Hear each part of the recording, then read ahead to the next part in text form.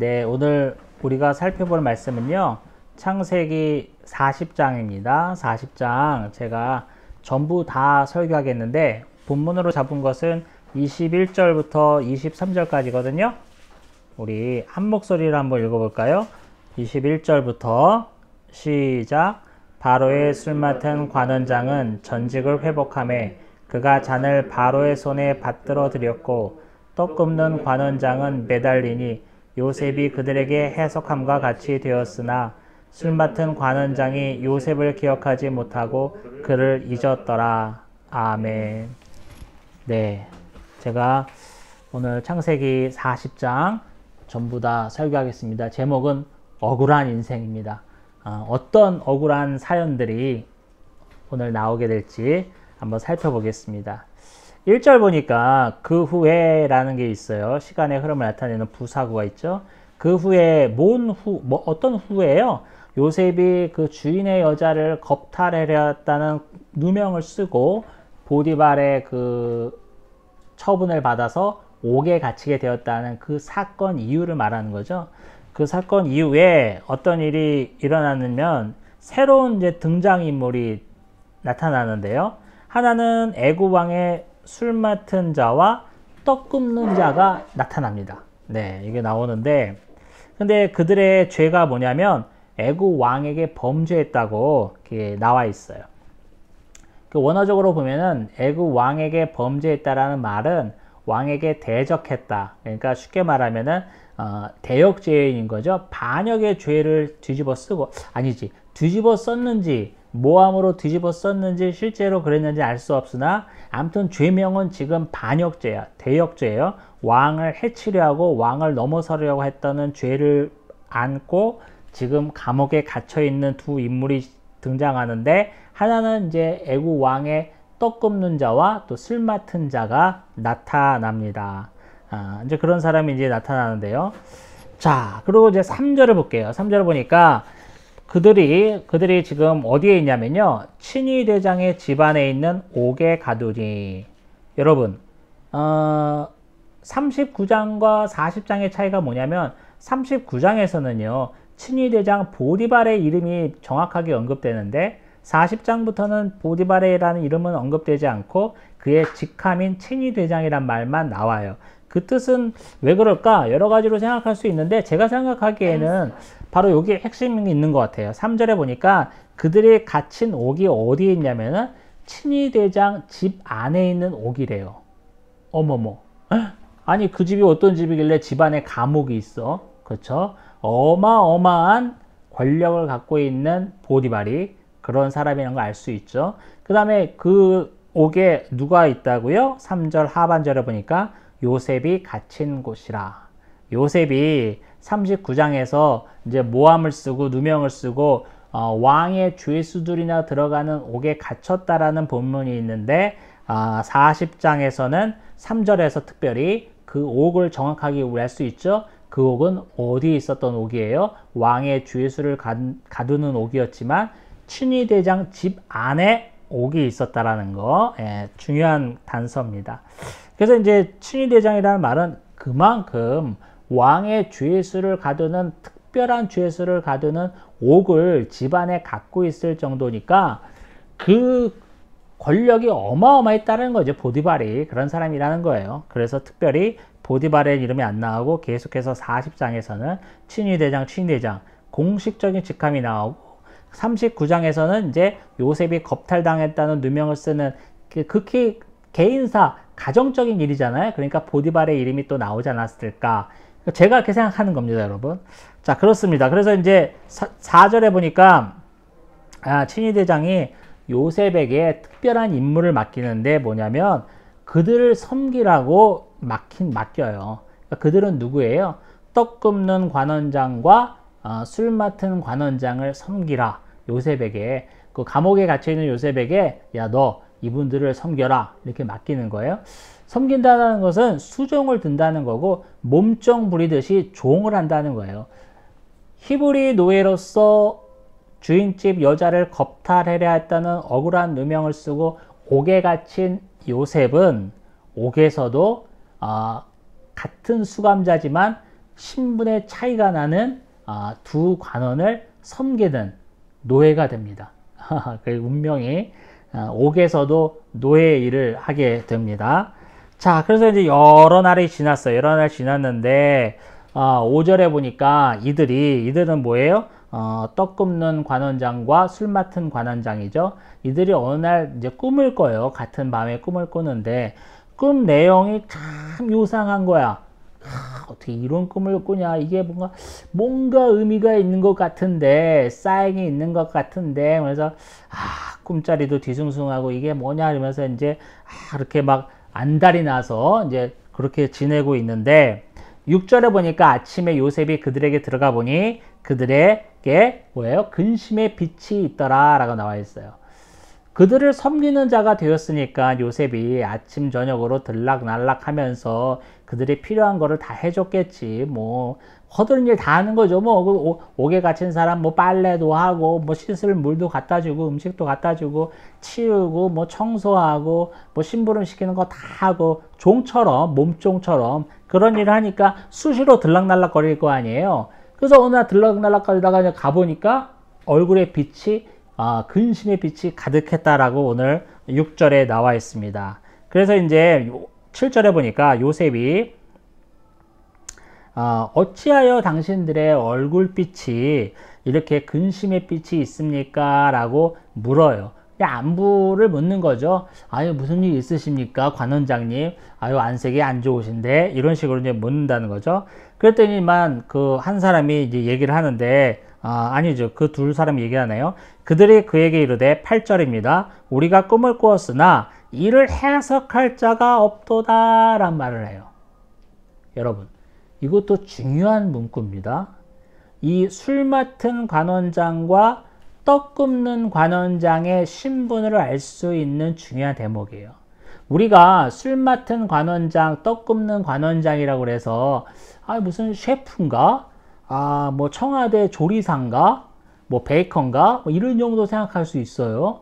왕의 음식을 만드는 사람이니까 그래도 뭐 신분이 확실하고 엄청난 뭐 공이 있고 이 명예로운 직위겠지. 대충 이 정도만 알 수 있어요. 근데 그 정도가 아니에요. 우리가 아는 것 이상으로 떡 굽는 관원장과 술 맡은 관원장은 엄청난 신분을 갖고 있는 사람이에요. 왕의 음식을 만들지만 왕에게 왕의 입에 들어가는 음식을 맡는 아주 엄중한 직책을 맡았고 그뿐만 아니라 왕의 곁에서 항상 같이 있으면서 엄청난 권력을 누리던 자라는 걸 알 수 있는 게 뭐냐면 오늘 8절에 나와 있어요.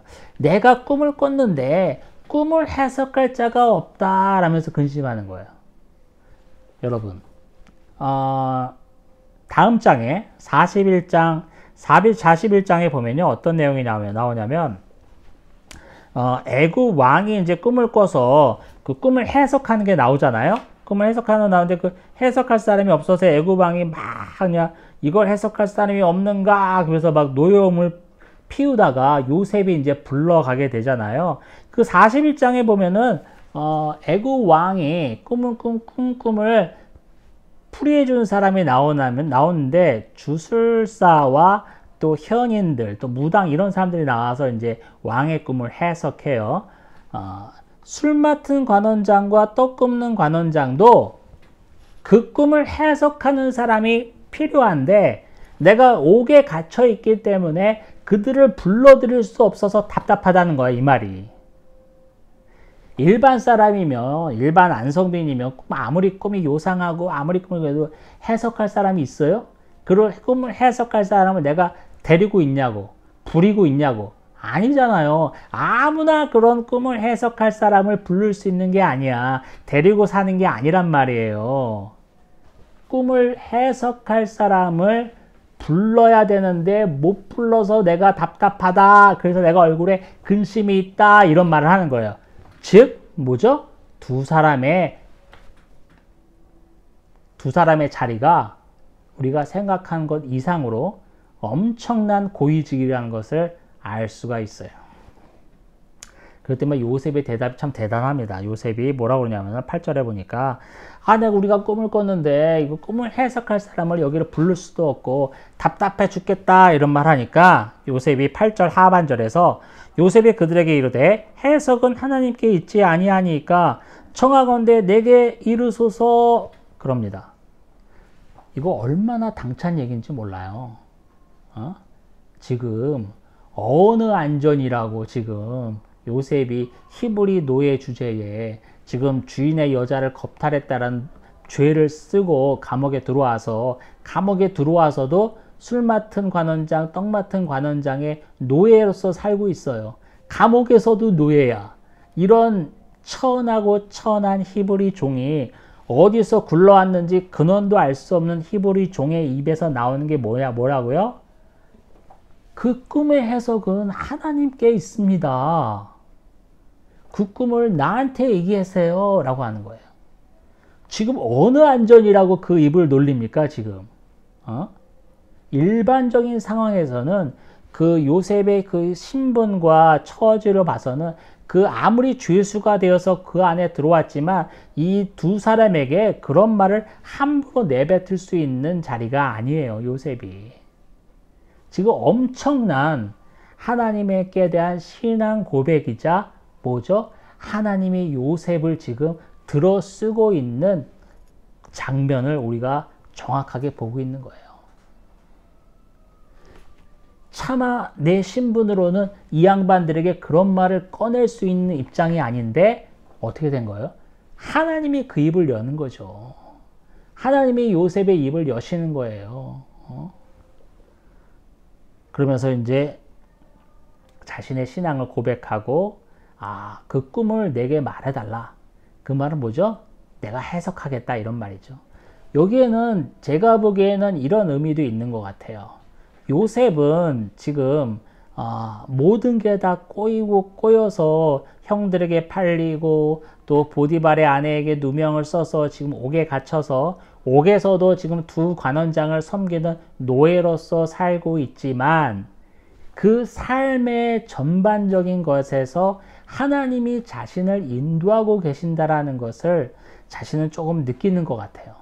그 신앙 고백이 지금 우러러 나왔다고 볼 수 있을 것 같아요. 또 하나는 뭐냐면 하나님이 꿈을 해석하는 주관자시지만 하나님이 나와 함께 하심으로 나에게 지혜를 주심으로 그 꿈을 내가 대신 해석할 수 있겠구나라는 믿음 또한 있었던 것 같아요. 그래서 이런 고백을 지금 선뜻 하지 않았을까 싶습니다. 그랬더니 이제 9절부터는 술 맡은 관원장이 자신의 꿈을 이야기하는 거예요. 술 맡은 관원장도 그 꿈을 이야기하기 쉽지 않아요. 왜냐하면 감옥에서 노예 생활을 하고 있는 이방종, 히브리종 소년에게 내가 이런 꿈을 꾸었는데 이야기가 쉬울까? 아니지. 됐다. 가라. 가서 물이나 갖고 와라. 이러면서 내보냈겠지. 하나님이 술 맡은 관원장의 마음도 움직이시는 거예요. 그러면서 그 꿈을 이야기하는데, 근데 내가 보니까 이제 포도나무가 있는데 이제 꿈 내용이 쭉 나옵니다. 그래서 10절에 보니까 그 나무에는 가지가 3개 있고 싹이 있고 꽃이 피고 포도송이가 있어서 내가 그걸로 술을 만들어서 바로에게 올렸다, 드렸다 라면서 꿈 내용이 이제 9절부터 12절까지 쫙 나옵니다. 쫙 나왔더니만 어떻게 됐냐면요. 어이구, 아주 멋진 장면이 나오는데 꿈 이야기를 든 요셉이 마치 동시통역사처럼 듣자마자 그 꿈을 해석합니다. 12절부터 그 꿈에 대한 해석이 나왔는데 새 가지는 사흘이라. 포도나무 가지 3개를 받댔잖아요. 그 가지는 사흘이라. 그러면서 지금부터 사흘 안에 바로가 당신의 머리를 들고 당신의 전직을 회복시키겠다 라는 말이 나오죠. 여기서 당신의 머리를 든다는 것은 진짜 이렇게 머리를 든다는 게 아니라 summon, 소환하다, 부르다, 이 일을 처리하기 위해서 부르다라는 의미가 있어요. 그래서 이제 다시 옥에 있는 자신을 부른다는 얘기죠. 당신은 이제 부르겠고 당신의 전직을 회복시키겠다 그래서 이제 정말 당신이 술 맡은 관원장이 되었을 때 했던 것 같이 동일하게 바로의 잔을 그의 손에 드리는 일을 당신이 하겠다라고 이제 꿈을 해석해 줍니다. 꿈 내용이 좋죠. 다시 복직되어서 바로의 총애를 받게 된다라는 내용이니까. 그러면서 14절에 아주 중요한 내용을 빼놓지 않아요. 14절 보니까 당신이 잘 되시거든 나를 생각하고 내게 은혜를 베풀어서 나의 사정을 바로에게 아뢰어 이 집에서 나를 건져 주소서라고 말합니다. 당신이 이렇게 복직돼서 바로의 앞에 다시 설 텐데 그렇게 잘 되거든 나를 잊지 말아달라 이거야. 이 꿈을 해석해 줬던 나를 잊지 말아달라 라고 부탁을 합니다. 그러면서 15절에 아주 정확하게 자신의 특징을 얘기해요. 15절을 보니까 나는 히브리 땅에서 끌려온 자고 여기서 옥에 갇힐 만한 일을 내가 행하지 아니하였습니다. 억울하게 여기 와 있는 처지입니다. 라고 해요. 자, 나를 생각해 주소서라고 말하면서 나는 히브리 땅에서 온 누구다, 요셉이다, 뭐 아무데다 얘기를 해요. 이 말은 왜 할까요? 자신을 더 각인시키기 위해서 하는 거예요. 히브리 땅에서 온 노예라는 자신을 특별히 기억할 수 있는 특징적인 것을 술 맡은 관원장에게 얘기하므로 그가 이제 복직하게 되면 이제 왕 옆에 서는 자니까 얼마나 바쁘겠어요. 잊어버릴 수 있지. 그러다가 무슨 일 하다가 맞다. 그때 내 꿈을 해석했던 그래 맞아. 히브리에서 왔다라는 노예라는 청년이 있었는데 라면서 요셉을 기억할 수 있겠죠. 그러면서 자신을 특징적으로 기억할 수 있는 단서를 지금 술 맡은 관원장에게 얘기하는 거예요. 이게 되게 중요하잖아요. 그 사람을 딱 기억할 수 있는, 잊어버리지 않게 기억할 수 있는 꼭지가 되니까. 그래서 저도 많은 사람들이 저를 기억해요. 저는 이제 휠체어를 타고 있으니까 저는 사람들을 기억하지 못해도 그들은 나를 한 번만 봤어도 기억한단 말이야. 뭐예요? 특징이 있잖아. 휠체어에 앉아있는 특징이 있잖아요. 그거를 부각시켰다. 이런 내용입니다.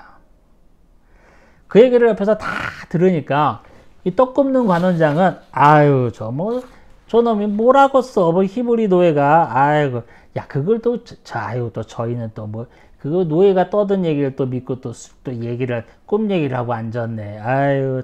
그렇게도 할 일이 없나 이렇게 비아냥거리다가 동시 통역사처럼 막 해석해주는 능력을 옆에서 보던 떡 굽는 관원장이 잠깐만 내 꿈 좀 들어봐봐. 나도 꿈을 꿨거든 하면서 자신의 이야기를 이제 풀어넣는데 떡 굽는 관원장의 꿈은 이제 16절부터 이제 나와 있습니다. 그래서 뭐 떡 굽는 관원장이 보니까 흰떡 세 광주리가 내 머리에 있어요. 머리에 있는데 거기 또 구운 음식이 이제 바로를 위해서 만든 음식이 광주리에 담아 있는데 그만 내 머리의 광주리에서 새들이 바로에게 드려야 할 음식을 새들이 먹었다라는 내용을 이제 요셉에게 꿈 얘기를 하는 거예요. 그랬더니만 역시 동시 통역사처럼 바로 꿈을 해석합니다. 18절 요셉이 대답하여 이르되 그 해석은 이러하니 새 광주리는 사흘이라. 사흘, 지금부터 사흘 안에 바로가 당신의 머리를 들고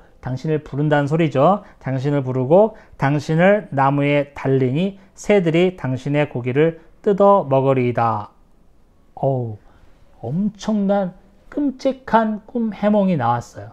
아까 너무 좋았는데 지금은 결국에는 나무에 매달려서 떡 굽는 관원장의 시체를 새들이 먹게 된다라는 충격적인 해몽을 합니다.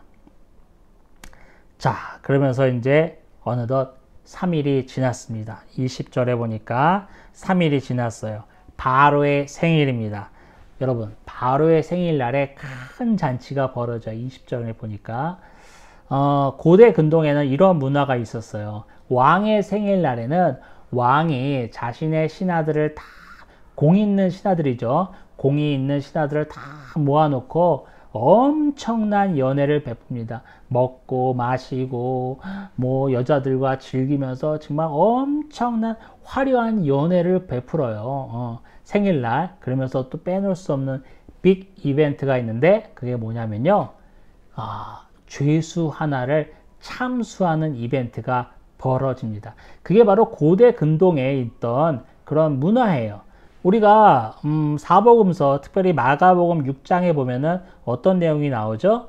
세례 요한이 참수를 당할 때, 그때가 언제였어요? 헤롯 왕의 생일이었잖아요. 그래서 헤로디아가 막 춤추다가 네가 원하는 게 뭐냐, 나라의 절반이라도 주겠다 라면서, 그러면 세례 요한의 목을 배다가 쟁반에 갖고 오셔서 이렇게 청을 하잖아요. 바로 그런 게 그런 문화에 깔려 있는 거예요. 20절에도 마찬가지입니다. 자, 20절에 보니까 바로의 생일인데 그의 모든 신하를 위하여 잔치를 베풀 때에 술 맡은 관원장과 떡 굽는 관원장에게 그의 신하들 중에 머리를 들게 하니라. 예, 그 생일날 엄청난 잔치를 벌이는데 그때 이제 바로가 이 두 사람을 불렀어요. 그러면서 이제 21절에 보니까 바로의 술 맡은 관원장은 전직을 회복하였으나 요셉의 꿈 해몽대로 어떻게 됐죠? 22절에 보니까 떡 굽는 관원장은 매달리니 요셉이 그들에게 해석함과 같이 되었다라고 나와 있습니다. 하나님이 요셉에게 지혜를 주신 것이죠. 꿈의 해석은 하나님께 있으니까 요셉에게 지혜를 주셔서 그 꿈 내용을 듣자마자 막 대통령 옆에 있는 동시 통역사처럼 막 라발라발라발 나오는 거예요. 꿈의 해몽이. 요셉이 그런 능력을 갖고 있던 사람이에요? 아니잖아요. 요셉은 17살 때 종으로 팔려와서 이 집에서 종살이만 하다가 누명 써서 지금 옥에 갇히고, 옥에서도 두 관원장의 노예 생활을 하던 천하기 짝이 없는 노예 중에 노예였잖아요. 그가 어떤 이런 꿈 해몽에 대한 거를 뭐 주술서를 배웠습니까? 아니면 뭘 배웠습니까? 아니에요. 뭐예요? 하나님이 그 즉각적으로 요셉에게 은혜를 주셔서 꿈을 해석할 수 있는 능력을 주신 거예요. 이게 중요한 겁니다. 자, 그래서 이제 꿈 해석처럼 됐어요. 여러분, 여기서 제가 한 말씀 좀 드리고 싶어요. 뭐냐면 이 이야기는요, 성경이 완성되기 전에 구약의 이야기잖아요. 요즘 시대에는 계시가 이제 종결되었죠. 성경이 딱 만들어졌으니까. 그래서 꿈을 통해서 하나님이 우리에게 말씀하신다거나 꿈을 통해서 이렇게 지시하는 경우는 없다고 보는 게 정설입니다. 그래서 여러분들 뭐 꿈을 꾸면 맞아, 지난번 꿈 꿨는데 사과가 3개가 있었는데, 그래서 어머머 3일 후에 무슨 일이 일어나나? 이렇게 생각하시면 안 돼.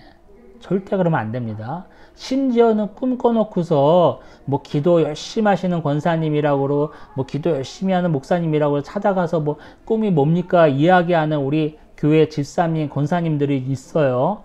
여러분 그거 하면 안 돼. 절대 하면 안 돼요. 기도를 뭐 얼마나 하는지 모르겠지만 아무리 기도를 백날 하루 종일 하는 사람이라도 해몽할 수 있는 요셉처럼 이런 능력이 그들에게 있는 게 아닙니다. 여러분들, 저와 여러분들이 꾸는 꿈은 그냥 개꿈이에요. 그렇게 보시는 게 100% 맞습니다. 꿈에 의미를 두지 마시고 이 꿈이 하나님이 나에게 무슨 말씀하신 건가? 누구한테 물어봐야지, 기도해 봐야 되나? 이런 식으로 나가면 안 돼. 절대로. 아셨죠? 그거는 이단이 하는 짓이고 아주 위험한 행동입니다. 그거는 성경이 쓰여지기 전의 일이기 때문에 이런 일이 있는 거예요. 우리는 말씀 안에서 하나님이 나에게 무슨 말씀을 하시고 내가 말씀 가운데 어떻게 살아야 되는지를 우리는 명확하게 알 수 있습니다. 꿈 같은 거 꿀 필요 없어요. 어디다 물어보고 할 필요 없어. 기도 받으러 가는 거 하지 마. 절대로. 그거 안 되는 거예요. 그거는 진짜 이단보다 못한 짓이야. 기독교의 가면을 쓰고 이단보다 못한 행위가 벌어지고 있는 현실인데 우린 철저히 주의해야 합니다. 23절이 핵심이에요. 23절 보니까 술 맡은 관원장이 요셉을 기억하지 못하고 그를 잊었더라. 아이고, 나를 잊지 말아요. 잊지 말라고 나는 히브리 땅에서 끌려온 노예라는 말까지 하면서 자신의 특징을 설명하면서 제발 잊지 말라고 잘 되시거든 나를 생각해서 이 집에서 날 구해달라고 간곡하게 부탁했는데 술 맡은 관원장이 잊어버렸어요. 요셉을. 요셉은 세 번째로 버림을 받습니다.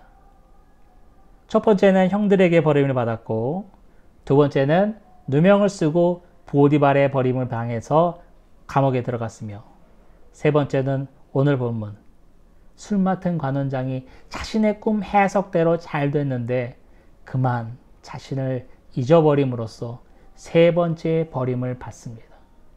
이게 요셉의 인생이에요. 요셉, 형통의 아이콘 아니죠. 우리가 생각하는 그 형통으로는 요셉의 인생이 해석될 수 없습니다. 지난주에 제가 말씀드렸다시피 형통이란 어떤 환경 안에 있든지 내가 고달프든지 괴롭든지 병들었든지 부유하든지 가난하든지 간에 하나님이 나와 함께 하심을 믿고 신뢰하는 삶. 내가 이런 삶을 살고 있어도 하나님이 나를 지켜보고 계시고 나를 한시도 잊지 않는 삶이 형통이라고 말씀드렸어요. 요셉의 삶은 이렇게 살펴보는 것처럼 계속 버림받고 억울한 누명 쓰는 삶이지만 하나님이 함께 하셨고 그를 눈동자처럼 지키고 계셨기에 형통한 삶이라고 말씀드릴 수 있습니다.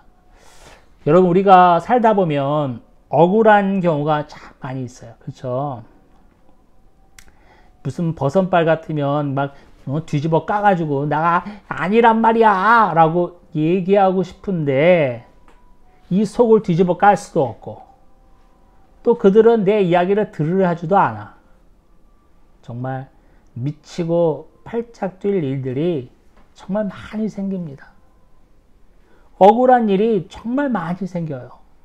그럴 때마다 오늘 요셉을 생각하십시다. 요셉. 정말 억울한 누명 쓰고 감옥에 들어가서도 어떻게든 거기서 빠져나가겠다고 술 맡은 관원장의 꿈을 해석하면서 여차여차해서 나를 잊지 말아주세요 라고 간곡히 부탁해서 저가 잘 되면 내가 어떻게 나갈 수 있겠지 하면서 그냥 지푸라기 같은 끈을 딱 붙잡고 그걸 놓지 않고 정말 나가야 되겠다라는 일념 하나로 별짓을 다 했는데 지금 어떻게 됐어요? 술 맡은 관원장이 잊어버렸어요. 요셉의 인생은 이렇게 안 풀리고 있어요. 이렇게 안 되고 있어요. 정말 이렇게 해도 될까 싶을 정도로 첩첩산중이야. 산 넘으니까 또 산이고 산 넘으니까 또 산이에요. 우리의 인생도 그렇지 않습니까? 하나 고비 넘기면 괜찮아지겠지. 웬걸 더 큰 고비가 옵니다. 여우 피했더니 호랭이 온다는 말처럼 더 큰 어려움이 와요. 그게 우리의 인생입니다. 그때마다 요셉을 놓지 않고 바라보셨던 하나님을 우리 기억하십시다. 아무도 요셉을 알지 못하고 요셉의 억울함을 누구도 들으려 하지도 않고 요셉은 어디다 얘기할 때도 없고 객소리는 못하면서 질질 끌려서 감옥에 들어가고 감옥에서도 노예 생활을 하고 하나의 기회를 잡았다 싶어서 이거면 풀려날 수 있겠지 하면서 했는데도 또 잊혀지고 이런 삶이지만 누가 그를 보고 계셨습니까? 하나님이 보고 계셨어요. 하나님이 그 억울함을 다 보고 듣고 계셨어요. 우리 인생도 마찬가지입니다. 아무도 나를 보지 않는 것 같고 아무도 나에게 관심을 갖지 않는 것 같고 아무도 내 이야기를 들으려 하지 않는 것 같지만 누가 보고 계십니까? 누가 내 신음을 듣고 계십니까? 누가 내 억울함을 다 알고 계십니까? 바로 하나님이 보고 다 듣고 알고 계시다라는 믿음을 갖고 어떠한 어려움에도 주님과 함께하는 형통, 주님이 나를 한시도 떼지 않고 지켜보고 계시다라는 그 형통의 믿음을 갖고 살아가는 저와 여러분이 되기를 주님의 이름으로 축원합니다. 아멘. 그렇습니다, 아버지. 요셉의 인생 어떻게 이렇게 풀리지 않나 싶을 정도로 첩첩산중입니다. 그러나 우리가 말씀을 통해서 확신할 수 있는 것은 그 상황 가운데서도 하나님이 그를 보고 계셨고 하나님이 그의 신음을 듣고 계셨음입니다. 주여, 우리의 삶 가운데서 억울할 때마다, 답답할 때마다, 정말 분통이 터질 때마다 주님이 보아 주옵소서. 주님이 들어 주옵소서.